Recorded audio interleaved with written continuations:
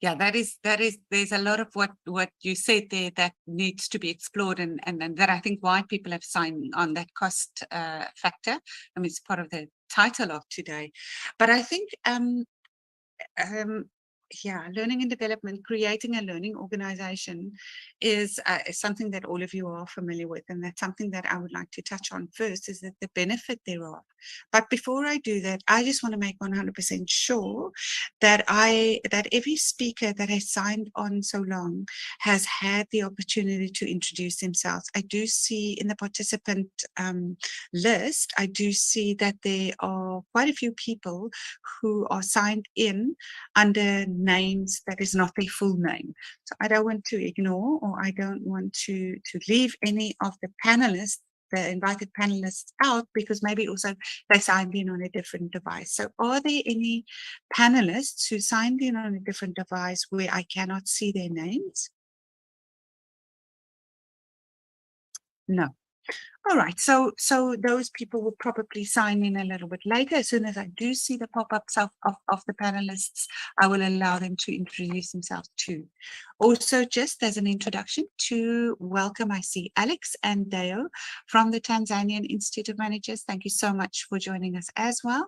I will at the end also just give you the opportunity to just talk a little bit about TIM as well, and your initiatives, and why you are doing what you are doing. Right. So, ladies and gentlemen, let's jump into this. Right. I cannot wait. Okay. Employee learning and how it has changed over the maybe past 3 years. What is different? How do we do things differently? But before we can answer those questions, we need to set the tone. Right? We need to set the why is it important for employees to learn within an organization. So what? You know, the so what question that you often get from executives is, you know, we don't have the budget for this. Let's cut the training and development budget immediately. Why is it important to keep employees learning within any organization, whether it's small, whether it's large, as 1,700 people? Why? Why do we do this? And Z, I can see your image. If you would like to take the first question before we lose you again. Why? Why do we do this? If you would like to answer that question, please unmute yourself. If you would like to tell us about your perspective, why you think employee learning is so important for organizational growth. You need to unmute yourself, Z. You're still on mute?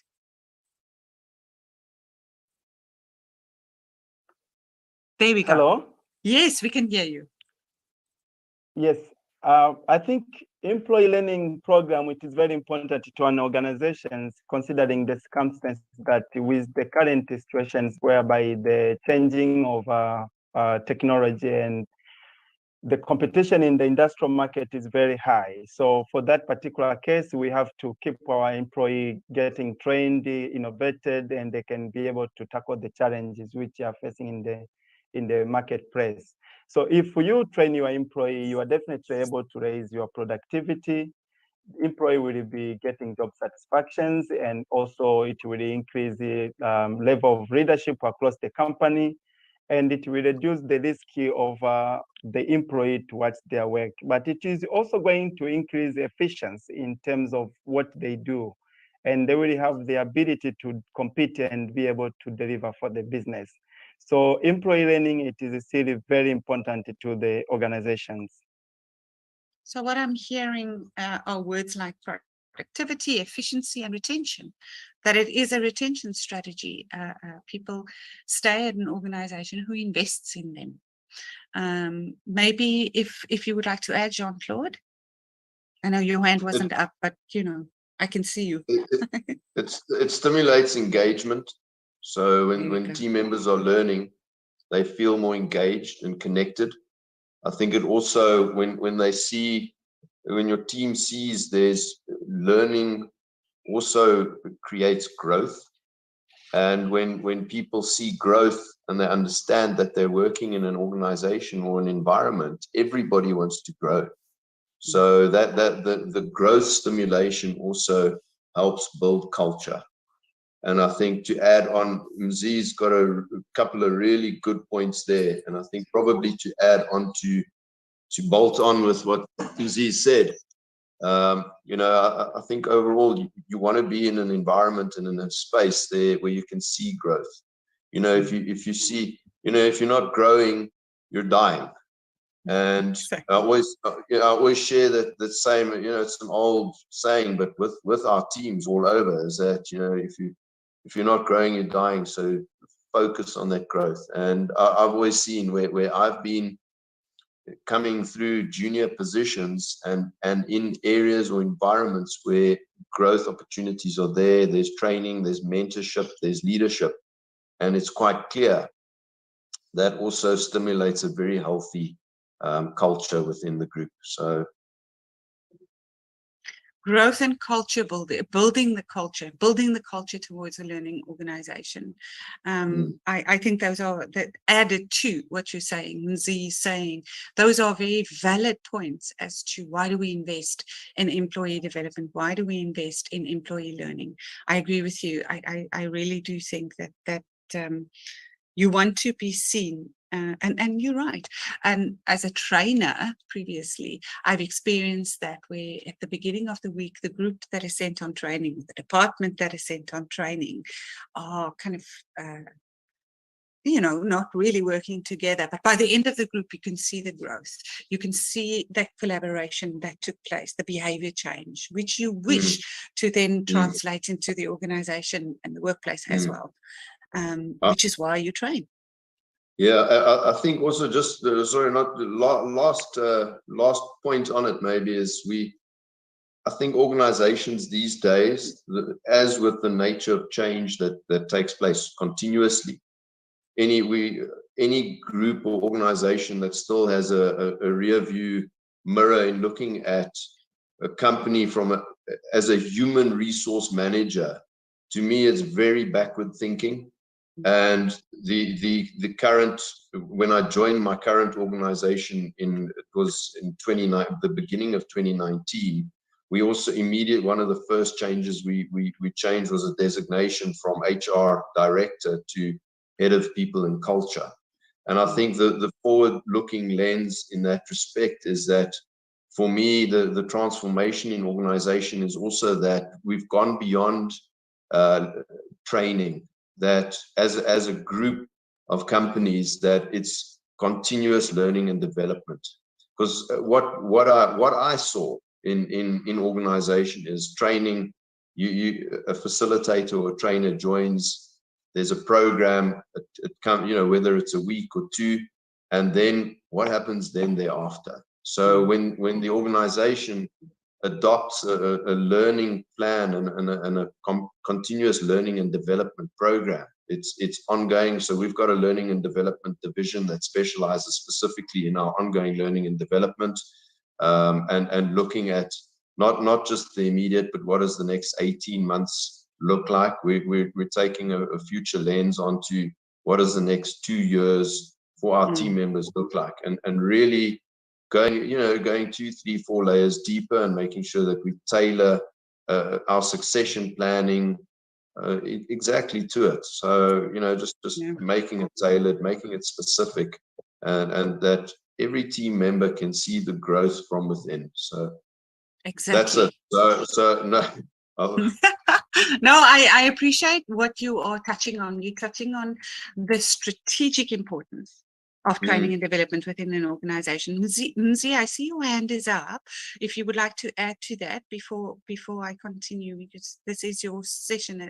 So Mzi, if you would like to add to that, I see you put your hand up. Yes. So basically, when you train the employee and when the employee acquire the light skills to be able to deliver to the company, they will always have confidence to deal with their customer. So you will be basically on the center of customer centric. So they will attend the customer, and the happy customer, the happy employee. So basically training becomes to be the key to the organizations. So any organization that will want to remain competitive and ensure that it does not lose their customer, their staff must be well trained. I hear what you were saying. I saw some Misi, I saw your hand up as well, and Grace and yours then as well. I saw some stats yesterday about customer service and customer service excellence, which is quite shocking. And I agree with you that it starts with training the employees and making sure that they are on board with your vision, your mission, your values, and your purpose, which is a form of training or mentorship or coaching that you need to employ, because training takes many different forms as well. So Nyamisi, if you would like to add to that. Okay, I would like to thank my colleagues that have actually pointed one of the most obvious importance of training. I normally, when I'm in learning, when I look at in the perspective of learning, I look at it into two perspectives, on the perspective of the organization and on the perspective of the employee. So when you're looking at broadly in the perspective of organization, you're looking at the internal and external factors as to why people need to learn. So looking at internal factors of the organization, now you're looking at how the business strategies can actually be trained to the employees through learning. Because at the end of the day, when you're preparing your annual strategies, 5-year strategies, 3-year strategies, the key important thing is how do the employees understand the strategies and are able to implement the strategies. It also comes down to improving creativity. There's a certain research that I don't actually recall that actually said companies that have more efforts in learning have employees who are more creative and innovative when it comes to what they do on their daily basis. But it also comes down to retention. Every employee is actually attracted to a company that actually pushes them to a certain level. When I come in the company this year, I expect to be further. I'm not expecting to be the same person in terms of expertise the next year. It also comes down now to the external factors, their branding. Learning culture actually brands the company. It makes the company more, people are attracted to companies that have a learning culture. Because nowadays with digitalization, we have sites that actually employees can input information on the experience of the company. We have a site like Glassdoor. Glassdoor, if you have your employees at Glassdoor explaining how much they have evolved, how much they have learned on the organization, it will definitely make you attract and retain, actually attract good candidates and retain good candidates. But if we also look at in the manner of an employee, whenever we hire people as HR people, we normally ask them, where do you see yourself in 5 years?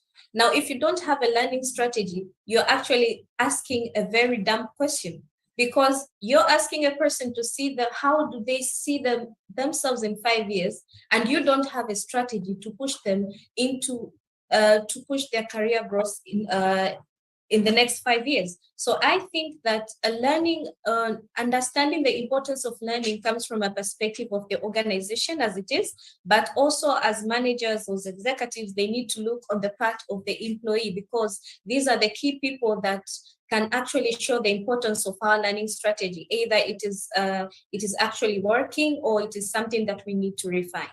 Thank you. That's such important points that you are making, adding to what everyone is saying, also attracting the employees that you want to attract by investing in your current employees and in your current staff. I had a conversation yesterday about the brain drain that's taking place in Africa, not just in a specific country, but in Africa, where talent from Africa is taken to Western countries because of things like this, because there's no investment, because people are not looking after their employees, because of fear. I mean, there's many different reasons, but I think if we invest in our employees and show that they are part of the strategy, as you are saying, because you're training, you're showing them the importance towards the strategy, you are already getting something right. It gives them purpose. It gives everyone purpose, seeing that they are aligned with where the organization is going. Grayson, your hand was also up. Yeah, I just wanted to build on what Nyamisi and Jean-Claude had mentioned. For me, the one thing that truly fascinates me is the way training and learning has evolved over the years. It has gone from being a one-size-fits-all basic training to a more self-awareness and self-centered, individualistic kind of training that, you know, they say self-awareness is gold. You know, for a person who's self-aware, if this person is your employee, you will never have to chase them for anything. And therefore, automatically you drive productivity, and employees who have the highest or have discovered their levels or highest levels of self-esteem, they can drive impact by themselves. And in return, that impact, builds up for the organization. So you're essentially, through training and learning and focusing on the evolution of training, creating an elite team that will do business for you, even if you're not there. Yeah. So I think that evolution has always fascinated me. It is a question of quality over quantity, because productivity is important. But sometimes when it comes to the way the organization is structured, and especially for big organizations where you are in different countries, the quality becomes very important in this case. Exactly. And I like what you are bringing into this conversation, Grayson, the individuality. We all know that is where most consumers are moving towards, you know, the individual experience, that's where we're consuming. If you can make me feel special, I'll buy more from you. And that principle, I think, has been, you know, it spilled over into the workplace.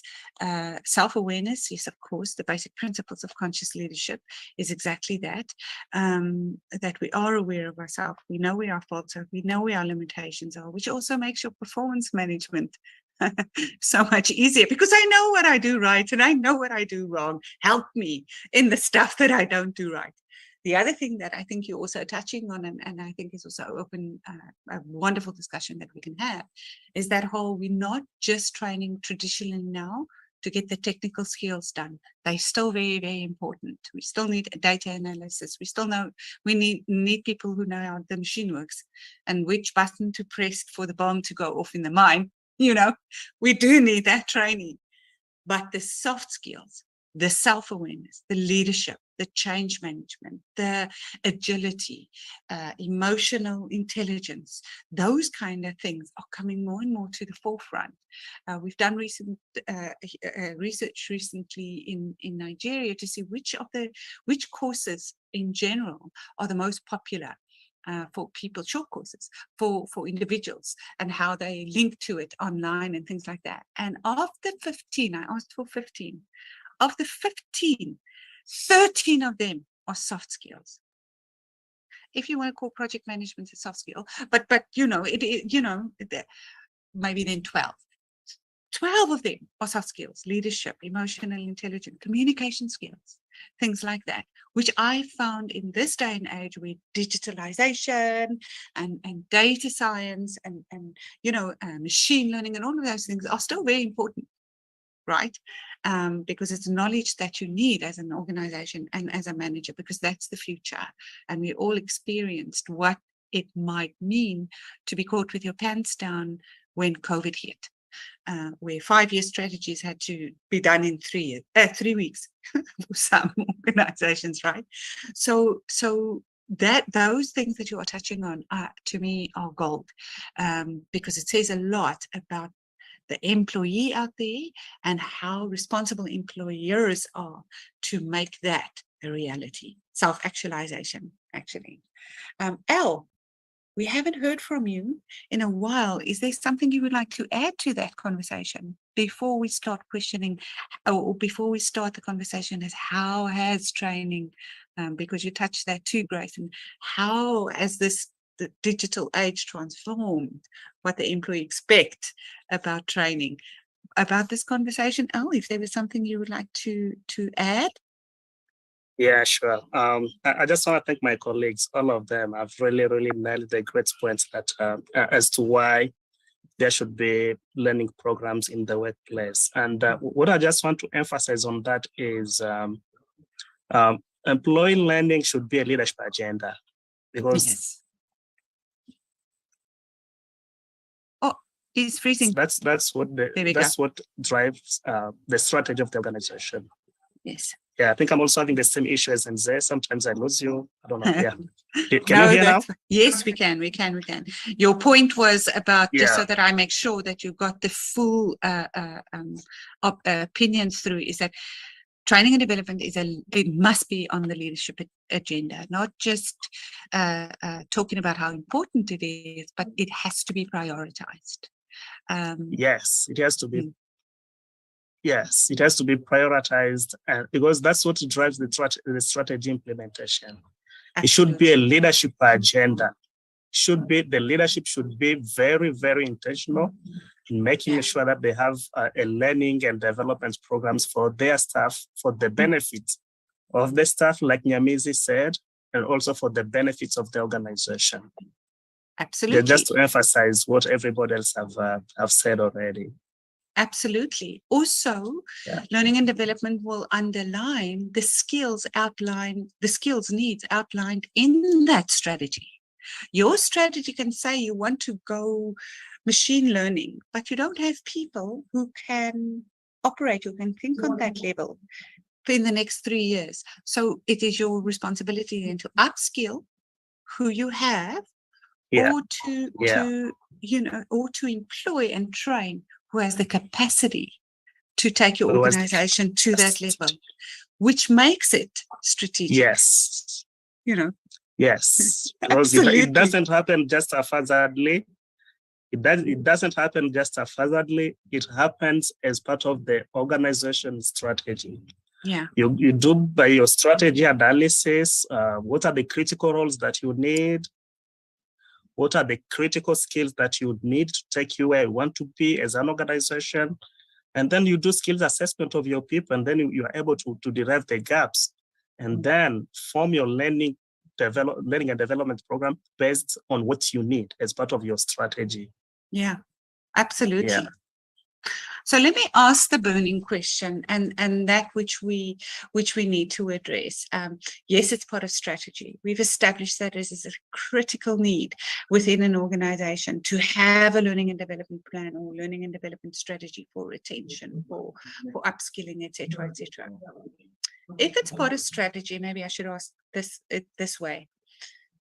Why are we talking about dwindling budgets? Because your strategic intent is always linked to your financial capacity. Or am I being an idealist? Are we not budgeting for training and development? Or are the changing needs of training and development exceeding our budgets? Am I asking a question that's too difficult to answer? Or maybe from your experience, anyone on the panel, from your experience, what would you say is the answer there? Is it in maybe, Grayson, you could link those individual programs? Is it in those type of learning? Jean-Claude, thank you so much for putting your hand up, for volunteering. I think firstly, any organization that is cutting back, there's always smarter ways, there's always more cost efficient ways to do stuff. But if you're cutting learning and development in today's environment, then that's not, to me, that's not a very forward thinking organization. Our group, obviously we in the sector we operate, the pandemic hit our group or our sector extremely hard. It was really challenging for our sector, and still is. But any organization that's cutting back on budgets just purely to cut on people learning, that's really very short-sighted. It's one area we haven't cut back at all. We've ramped up in actual fact there, but we're also looking at a much more blended approach now. I think with the platforms available today, there's so many additional add-ons in terms of learning platforms that are, one example is edX Business. And when you go into, I'm a firm believer of continuous learning. And when you start going into these various platforms and you blend them into the organization, maybe somewhere where you traditionally you would get a specific facilitator in for a period of time, it could be an area where you could swap that out with a learning platform. So from our organization, and I can only speak for my organization, but we certainly haven't cut back. We've revisited areas of what we've done, and also seeing what's best practice within organization globally. And we bench against that and make sure that we're at the forefront of what's going on in and around the world. Now, I think one of the other points we've looked at, where is your organization headed?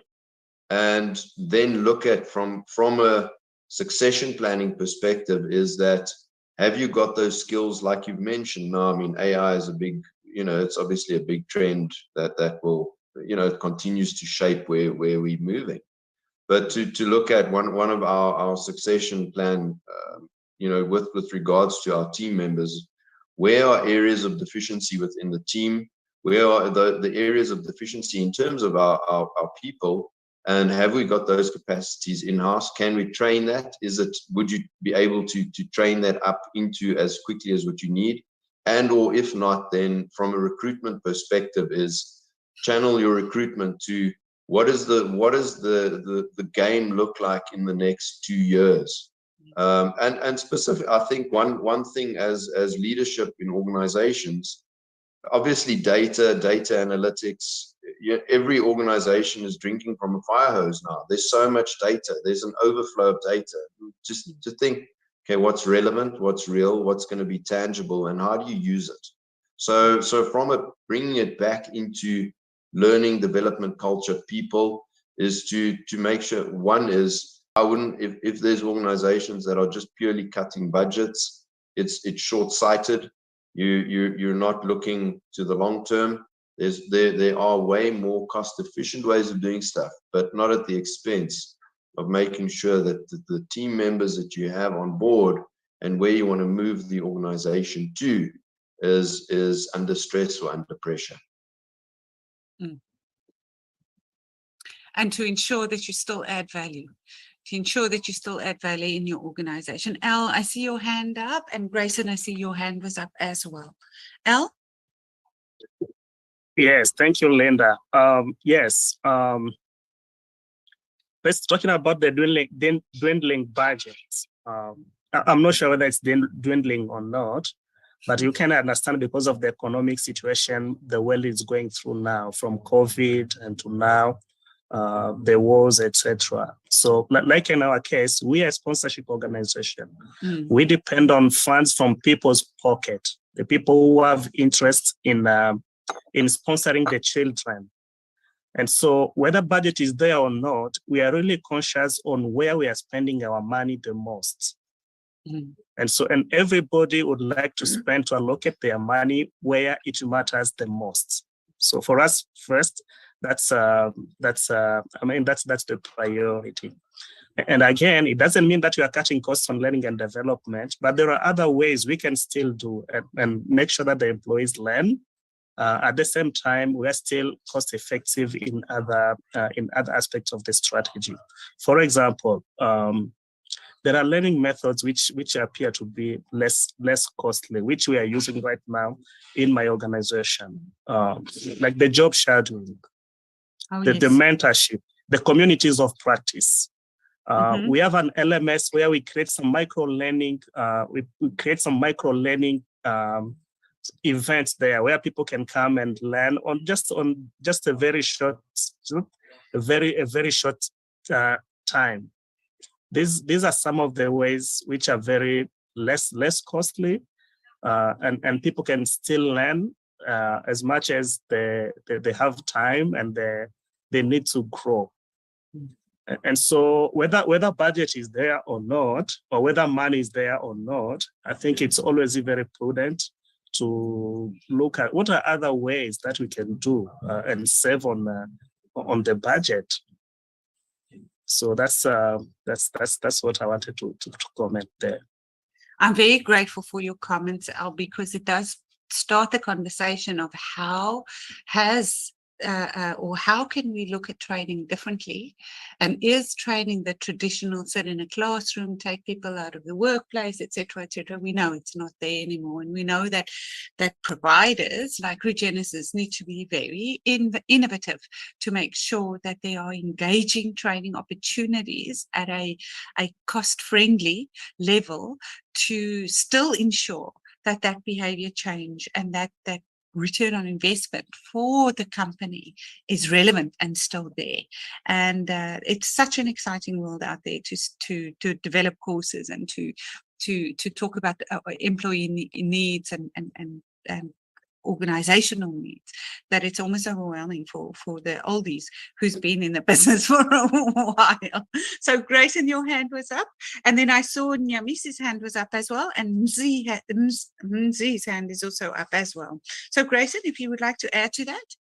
Yeah, so just to build on what Jean-Claude and I already mentioned, within the organization, there is also like a huge pool of experiences and expertise.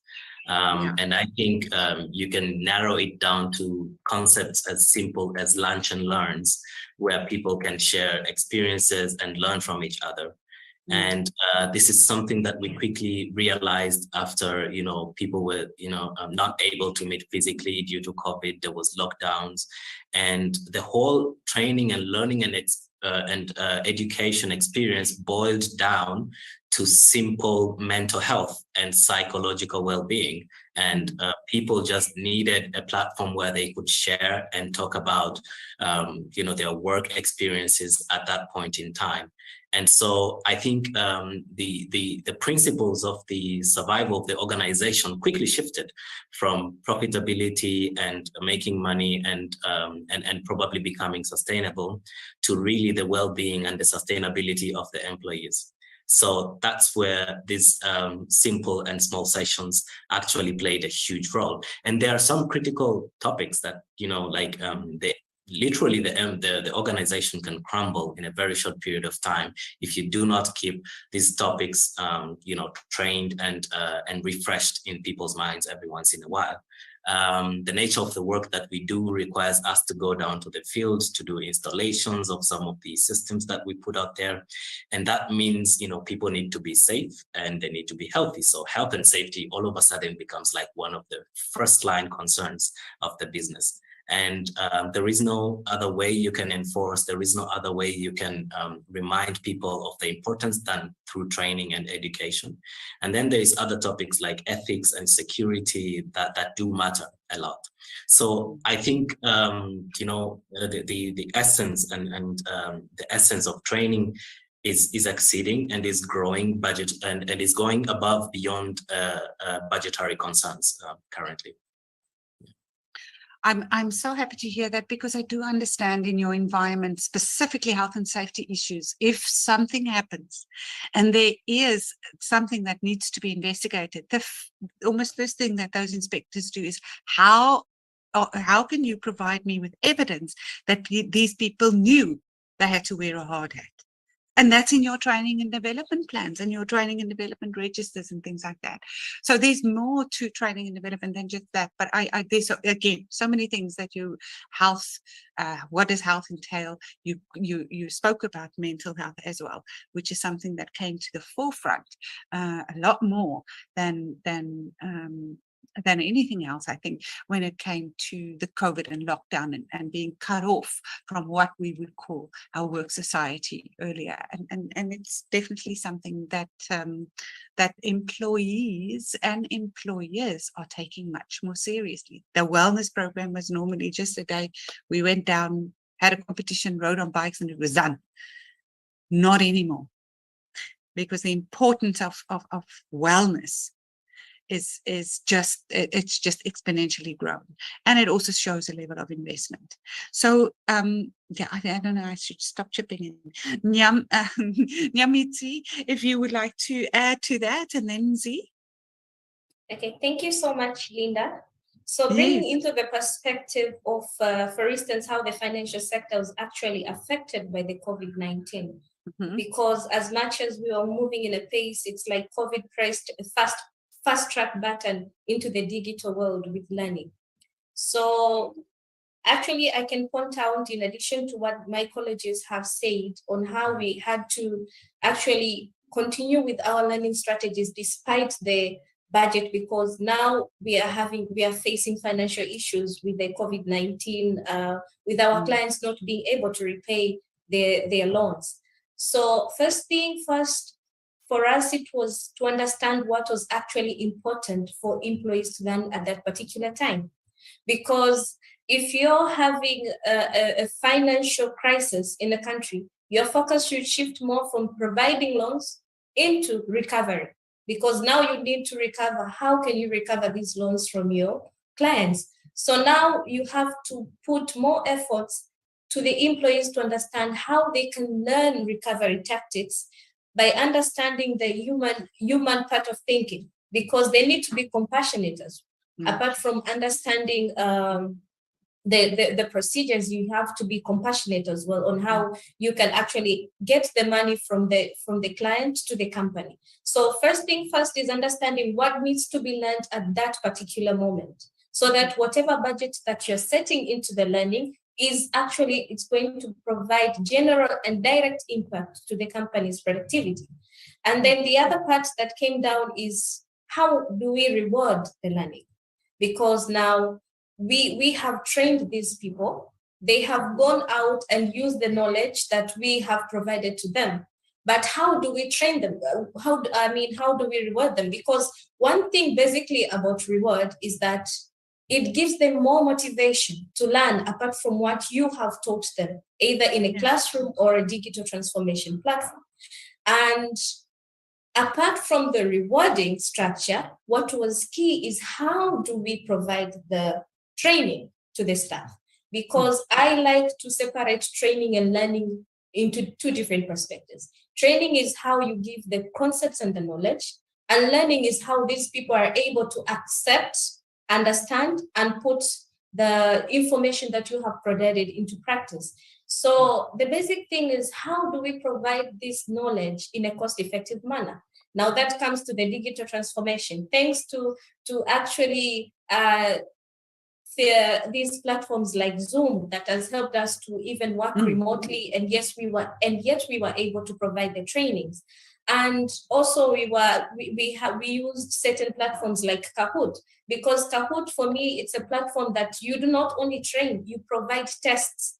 So they are able to test themselves on what they have learned. And at the end of the day, you are able to measure that I have trained these people and they've been able to understand what I'm saying. So just to round it up from what I'm trying to say, with the cost-effective measures of learning, the three most important things is how understand what you need to train in that particular moment. Do not just give out information that is really irrelevant during that time, but also understand the methodology that actually is cost effective and thanks to technology has actually helped that. And third is, how do you reward your employees? Because at the end of the day, as I said initially, it's not only about the organization, it's also about them. So at the end of the day, I need to see the importance of why I need to learn this particular thing and how this particular topic and how it's going to have an effect to me as a person. So thank you. Yeah, I again, you are touching on so many different things. And by the way, Kahoot is such fun. I love Kahoot, and I love implementing Kahoot from a facilitator point of view. It is just fun, which again links to how the learning needs in an organization has changed, and how we as implementers of training and development solutions have to think differently in order to adapt to that learning needs and that learning change. So maybe that is also something that I would like to, or not maybe, I would love to discuss that, the innovative ways in which we are now implementing training and development. You've touched on it, Jean-Claude. You've touched on it as well, Nimisi. You've touched on it, Grayston, just saying that learning is different, but how we learn has also changed. Are we this knowledge creation, the tacit knowledge, the knowledge in people's heads that Grayson was talking about, how we can explore that into imparting that into people who are still growing in the organization through mentorship programs. So I think we need to think differently about what it looks like to learn. Because we were in we learned in different ways, but how does it look to learn? What does learning look like in the modern organization? Mzi, I'm sorry, I hope I didn't interrupt what you wanted to add to the conversation. I know your hand was up. If you would like to say something. Mzi?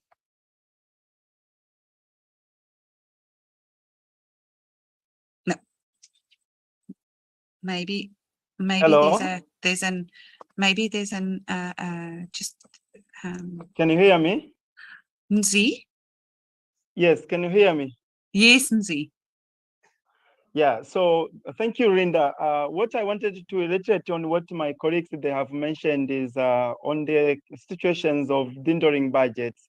So I understand when you talk about dwindling budget is the budget being reduced. So if we are getting 100% for training, this means that our training budget will be dropped to 50% or probably 30%. So what I'm going to do in terms of that, and if I would advise some people or some organization, what they should focus on is to understand and set up some training matrix within the organizations.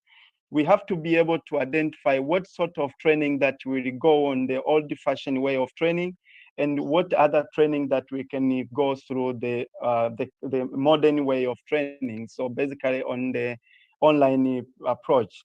So because despite of the diminished of budget, but we still needed to train. But sometimes you might find maybe not every training might go through the online.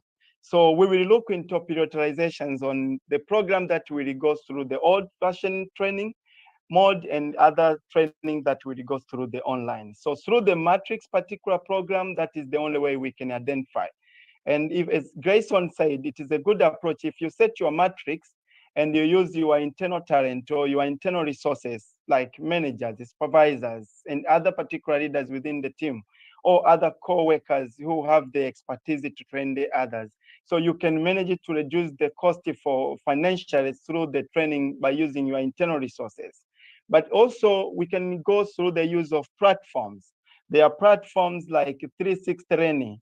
There are platforms like the mobile applications, platform like Trivia platform. These are the kind of platform which they have been used in most companies for the sake of for the sake of reducing the cost of training.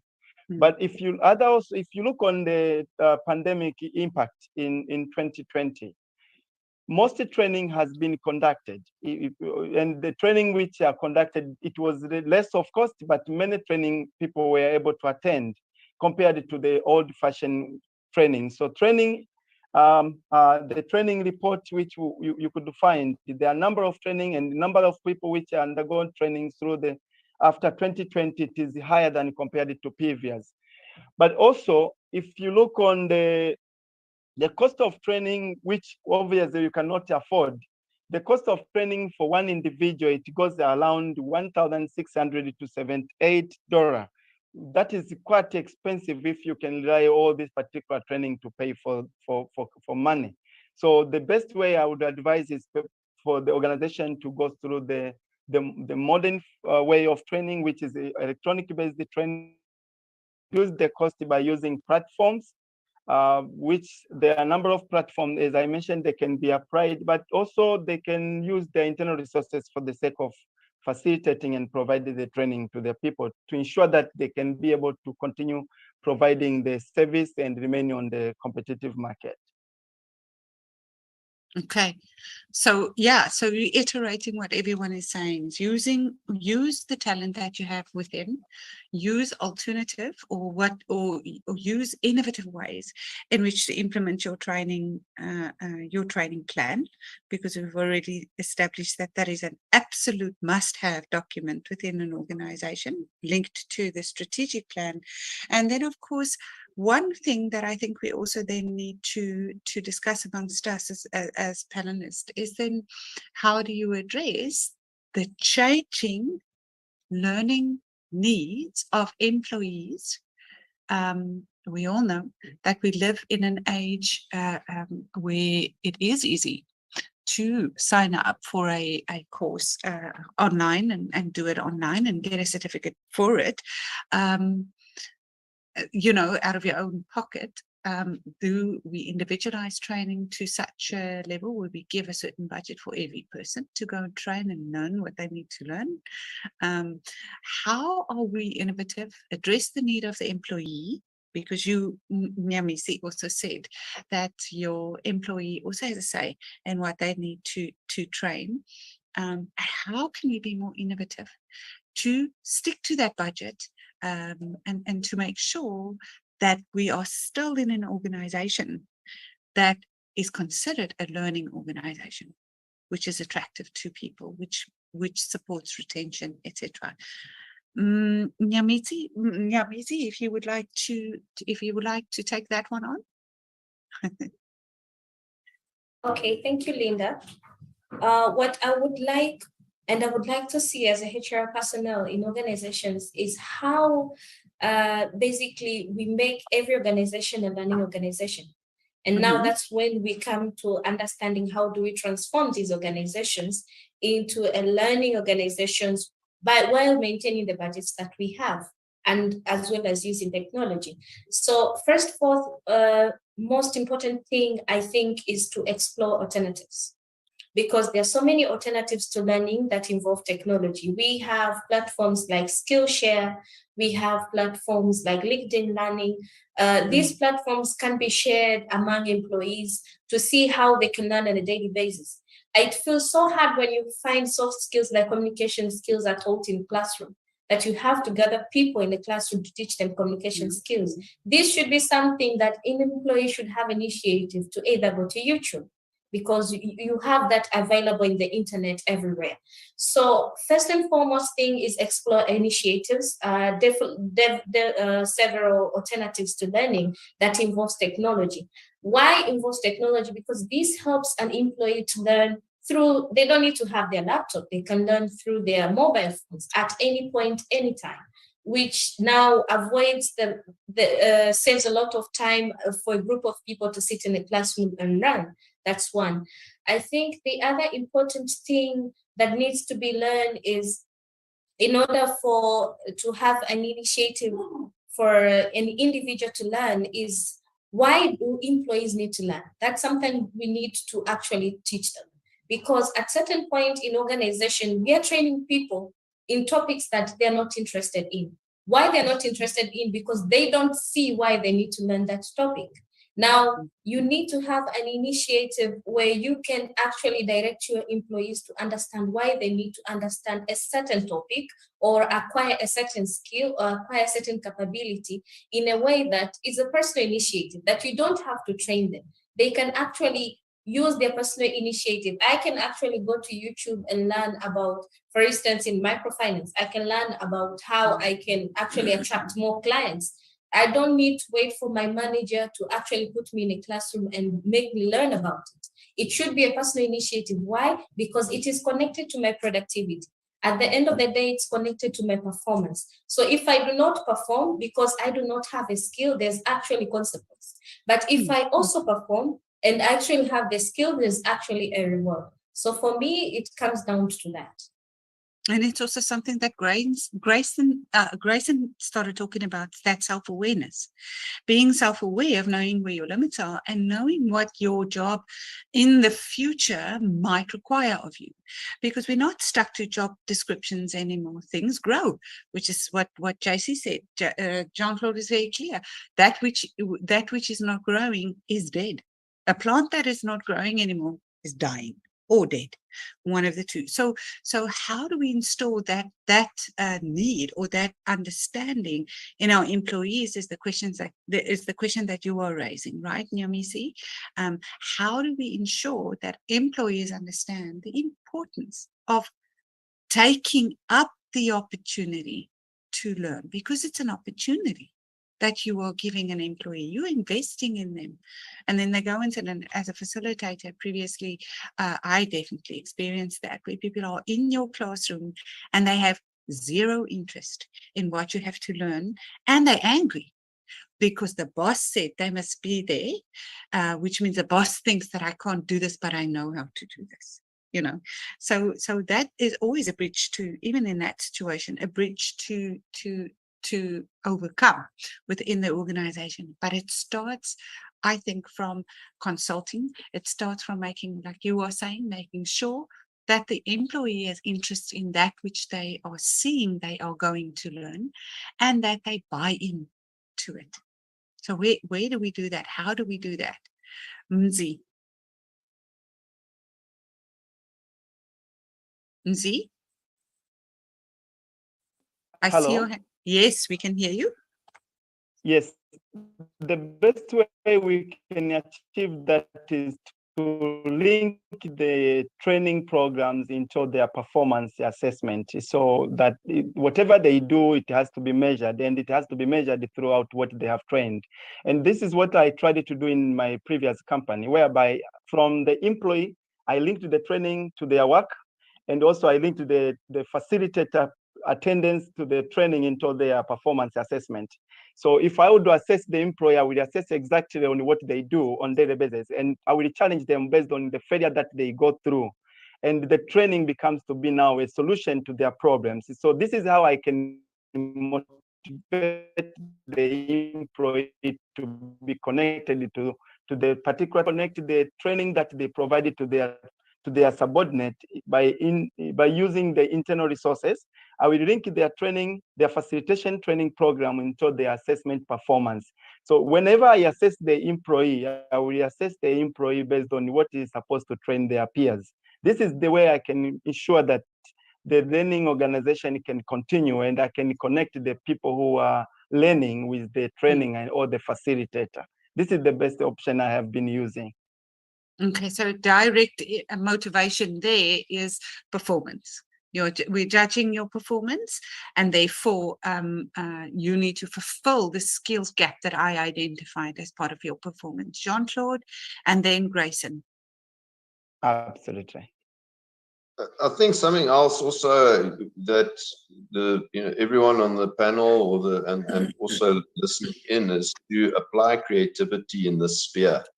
Yeah. And if you just use a carrot and stick approach to anything, you get resistance. And for us as an organization, we looked at our various divisions within our entire group, and which is quite diverse. So I'll go back to a practical example.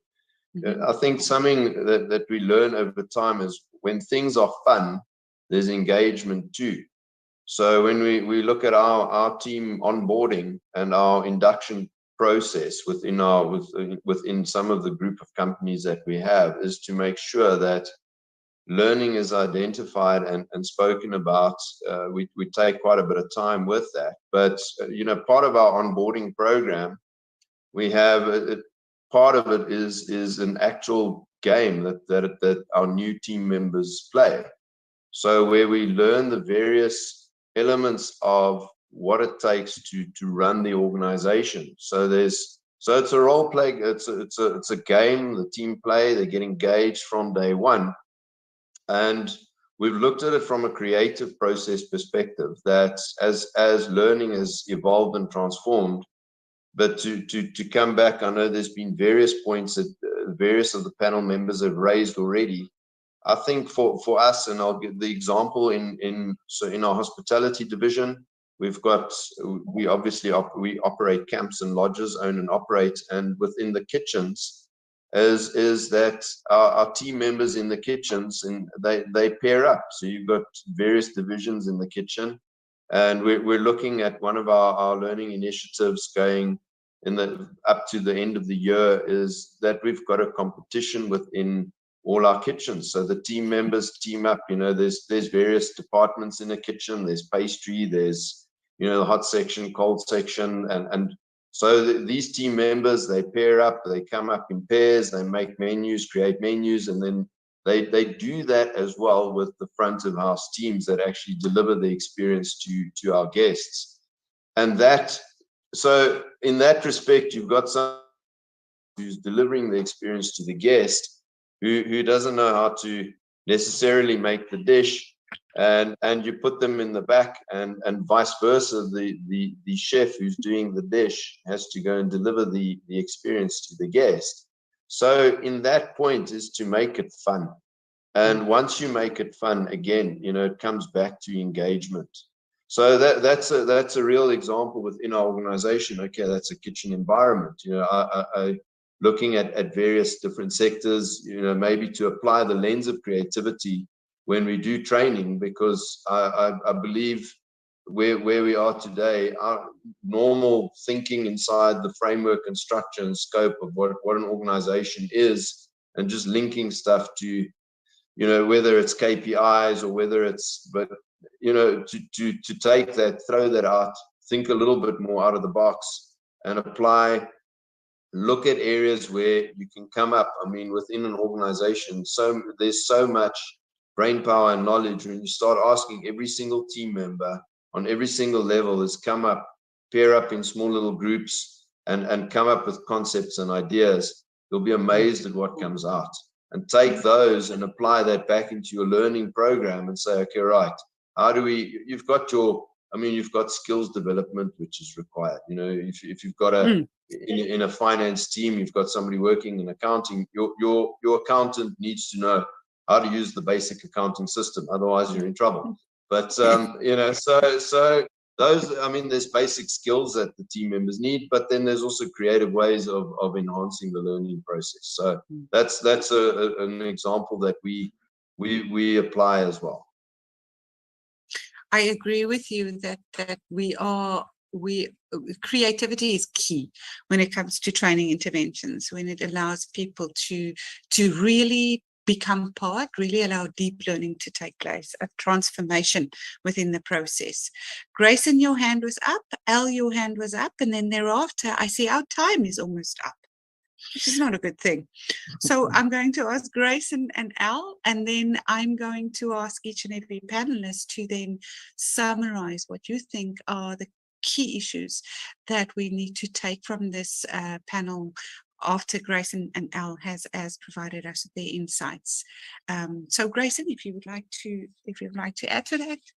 Yeah, definitely. Thank you, Linda. And I'll try to keep it brief because I think Jean-Claude has mentioned most of the points as well. But I think the cross-pollination of skills and, you know, maybe partnering up with subject matter experts is one interesting way of really embedding the learning and development experience into the organization.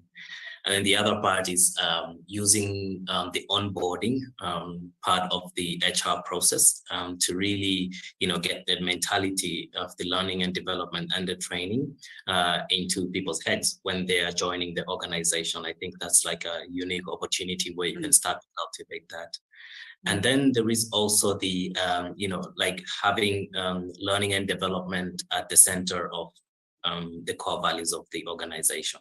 We have one of the values which we call the one team value, and that means that, you know, educating each other and also learning from each other is everybody else's responsibility, and it's equally important so that the leadership can pave the way for learning and development, but it is also every other employee's responsibility to help one another and to teach one another as well.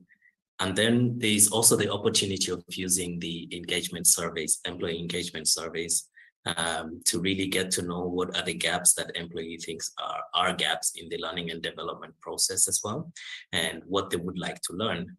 This is one also unique opportunity, which really couples best with the performance management that Zay mentioned earlier, which is also a big point here. So absolutely, yeah, that's yeah. it. Yeah, absolutely. Many creative ways in which you can engage your employees to take up the opportunity to grow. And that's what you were saying, Grayson. Absolutely. Yeah. Okay. It wasn't Z, right? No, L. L, please. Yes. Yes. I think my colleagues have already talked about so many things that I wanted to talk about as well. But just to add to that is once we have the why in mind, we have really clarified the why for learning. I mean, it's easy for people to take self-initiative and embrace learning and make it a culture for the organization. And so what what the organization can do then is to really make sure they understand their people, their different personalities, and then diversify learning to suit people's personalities. Different people would like to have, different people have different ways of learning.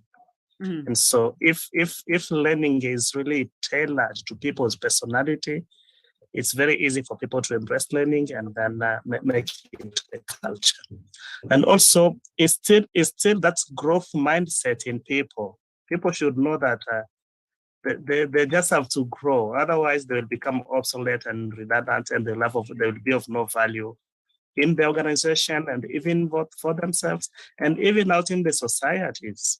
So once we create that, learning mindset in people, the growth mindset in people, it will make sure, it will instill and encourage people to embrace learning. And one last thing is also has to do with how we structure our jobs. Let's clarify what career path is to the staff. People should know that I'm here today, and it takes A, B, C, D for me to be there.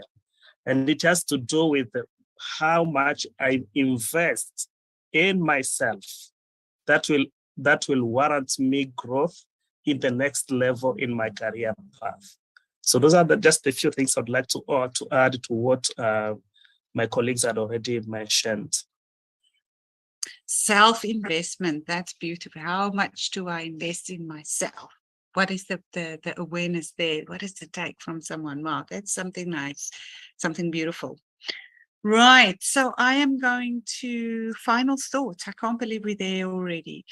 Do a final thought from each of the panelists before I will ask either Day or Alex just to say something on behalf of TIM. So Nyamitsi, if you would like to leave a final thought with those who are listening and with your panelists, something that you would like them to hang on to. Okay, thank you so much. So from this discussion, I have understood so many aspects, but I would like to point out 3 of the most important aspects about learning. First is that you cannot substitute learning for anything in an organization, despite how you are facing your financial crisis. You cannot put it aside. You cannot set it aside. It needs to be a DNA of the organization.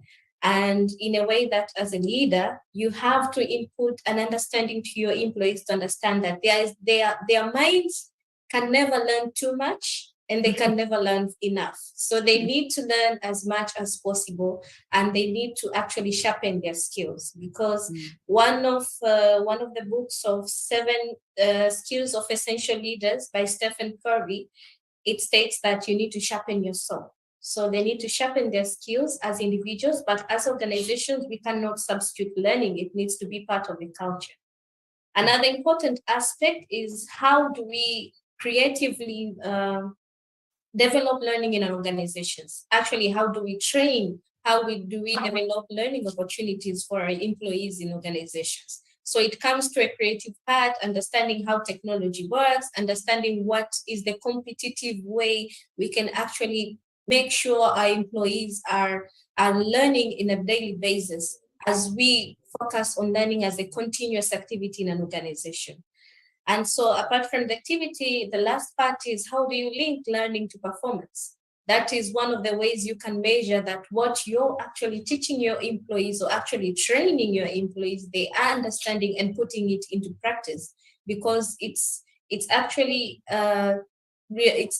not fair for an organization to invest in learning and then you don't see it in actual productivity of the employees. So for me, it just comes to 3 things. That's inputting it into the culture and creatively inputting learning strategies to ensure that employees learn. And lastly is linking it to the employees' performance.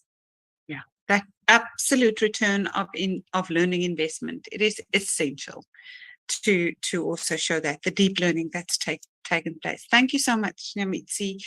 Elle, would you like to give us your final thoughts? I don't know if Al is frozen. It looks a little bit. Grayson, would you like to? Did you mention my name? I did, Al. I was wondering if you would like to give your final thoughts. Oh yeah. Yes. There is a futurist, I don't remember the name, who said, and again I'm going to paraphrase, that the intellectuals of 21st centuries are not able to write or Oh yes, frozen. Or is it just me? Al, I'll come back to you with your futurist quote a bit later. Grayson? Yeah, I'm just paraphrasing. I don't remember the quote. We lost you a little bit, Al. You froze. So if you would like to paraphrase again. Yeah, I was quoting a futurist who I don't remember the name. He said the intellectual of 21st centuries are not able to write or count. Rather, those who are able to unlearn, learn, and relearn. And so with the changing nature of everything in the world, the economy, the society, technology, and everything, where it's imperative, we are compelled to learn every day. And so if we are not able to unlearn what we've learned, to remain in the past, and you don't, it's not healthy for organizations to dwell in the past things I've already. And so it's only by learning where we can keep up with the pace of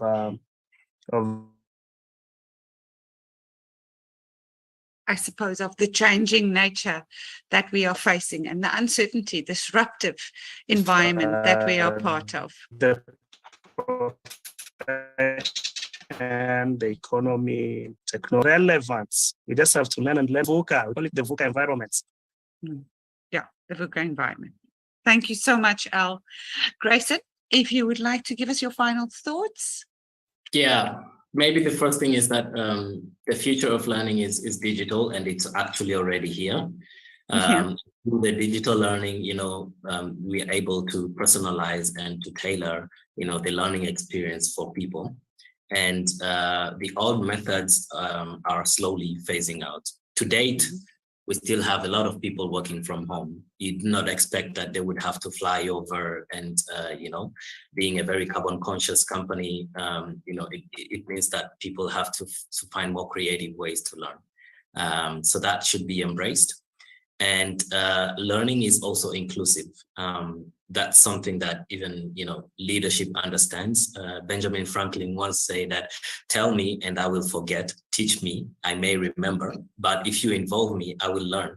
And that will stick. So it comes all the way from the bottom to the top of the organization and the other way around.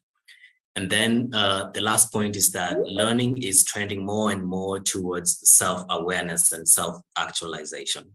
As I mentioned before, it's no longer a one-size-fits-all approach. It's individualized and it's focused on the well-being of the people or of the employees, the mental health, mindfulness, and understanding who you are so that you can contribute more to the organization. Those are my remarks. Thank you. Thank you so much, Grayson. It's so interesting that you mentioned those things that you're mentioning now, because it does encompass what it means to be a conscious leader. And funny enough, in about 2 hours, I am doing a masterclass on conscious leadership. So I'm just saying, but it is becoming more and more expected that our leaders know the principles that you have just mentioned.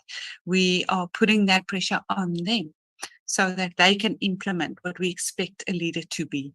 And those are the things, the mindfulness, all of what you've mentioned. But thank you so much. Thank you so much for the participation as well. Sean, JC?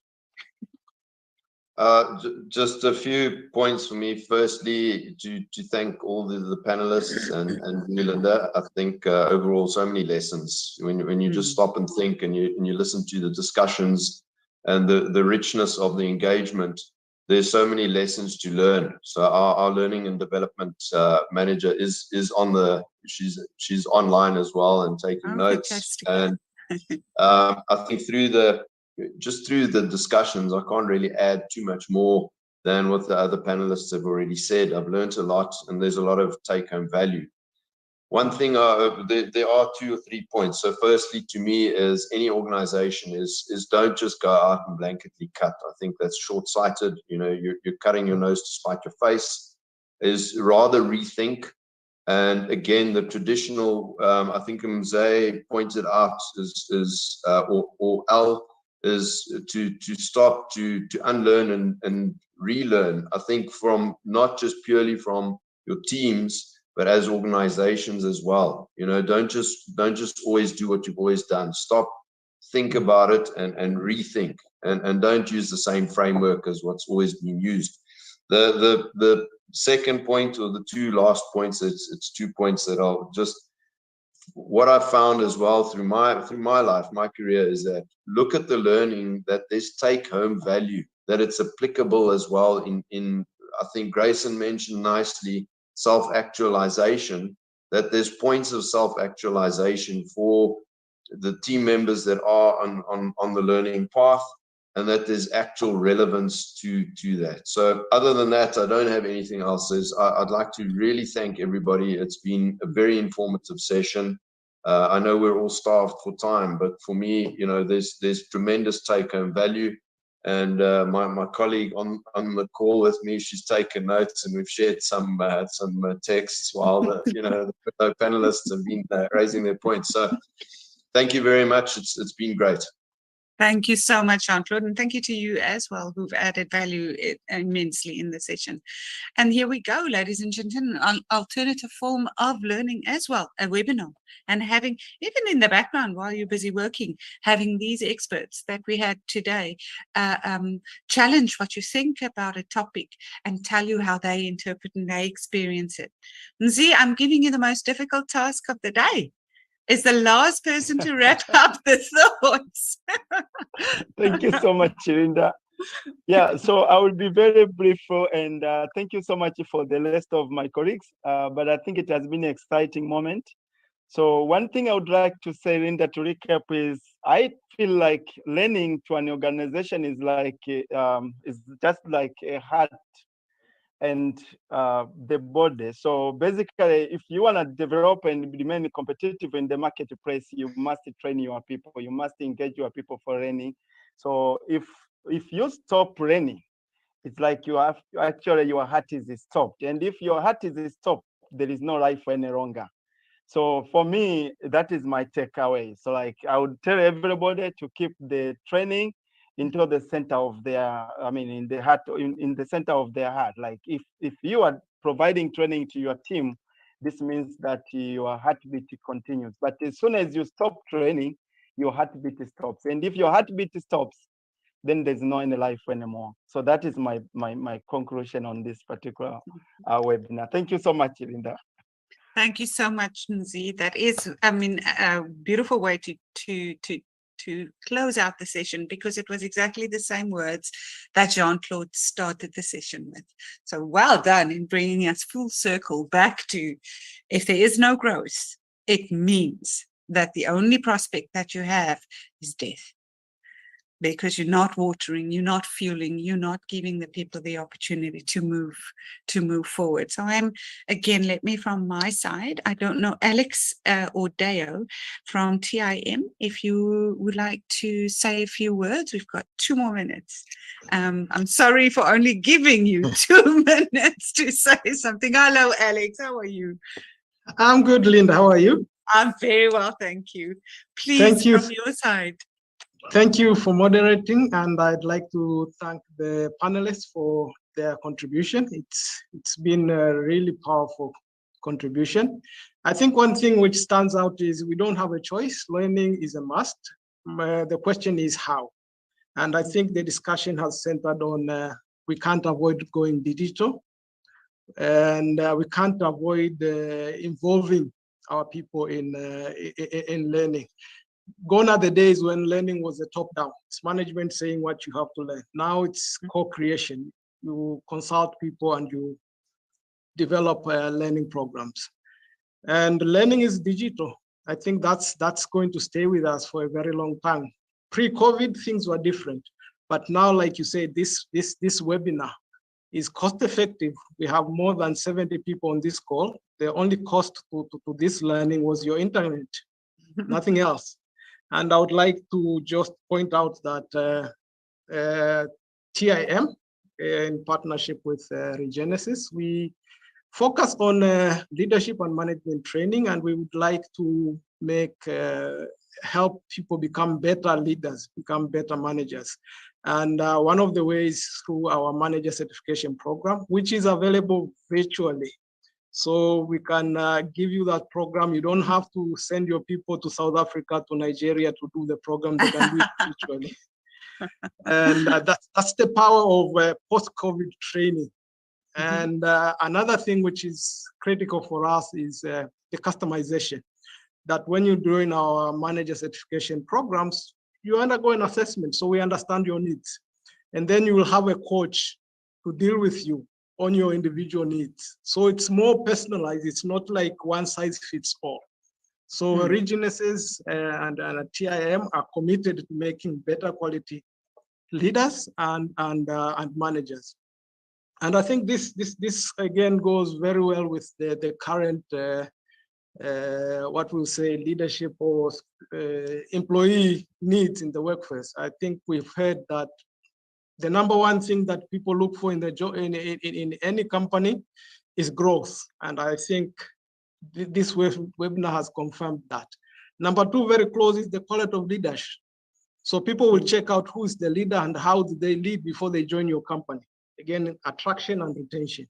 So that is the gap that we want to make sure that Regenesys and TIM helped you address by giving you the tools and giving you those tools that are very cost effective price. So Linda, if my 2 minutes are up, thank you. That sounds like my 2 minutes are up. And then, but Alex, thank you so much. Thanks so much for bringing that perspective and making that announcement. It's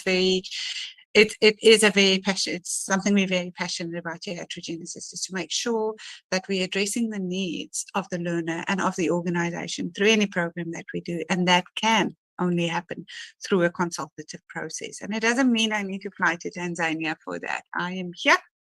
I can, but I'm here, and that consultative process is so unique. One always learns from those experiences. It's wonderful.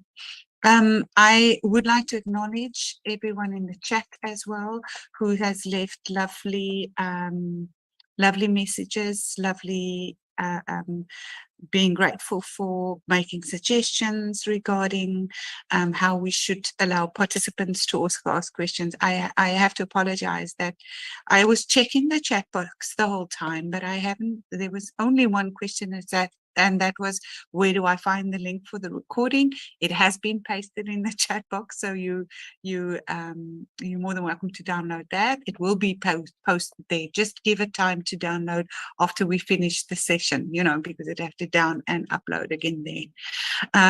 But thank you very much again from my side for being such active participants and sharing what you shared and allowing people to learn from you. I think that's such a giving gift from a manager, someone with the experience that you have within the environments that you are working in, and knowing how our schedules look like and knowing how busy you are, giving your time freely to allow people to learn from you.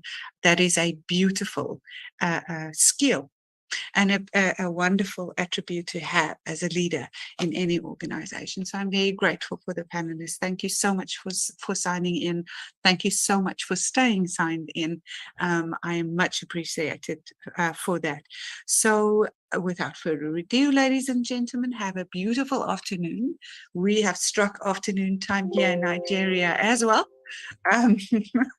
So it's afternoon for me now too. But for all the participants and everyone involved in the session, thank you so much. You'll hear from us soon. I'll send you a thank you email as well, so that you have all my contact details. But yeah, it has been such fun. Thank you, everybody. Have a beautiful afternoon. Thank you. Bye-bye. Thanks. Bye, Grayson. Bye-bye, everybody. Thank you, Linda. Bye. Bye bye. Bye. Bye, Linda. Bye, MC. Bye bye, everyone. Alex. Thanks. Bye. Bye, Nyamitsi. Now Nyamitzi without the T. You got that Bye. right. Bye bye, Linda. Bye. Bye, Elle. Thanks so much. Good luck with everything that you have to deal with on a daily basis through your Thank you. organization. We appreciate people like you a lot. Thank you. Thank you so Thanks, much. Elle. And tell your employees that too. Thank you. I We will. appreciate the work that they do. I will. Thank you. Thanks, Elle. Thanks, everybody. Have a lovely, Recording lovely stopped. afternoon. Bye-bye, MZ.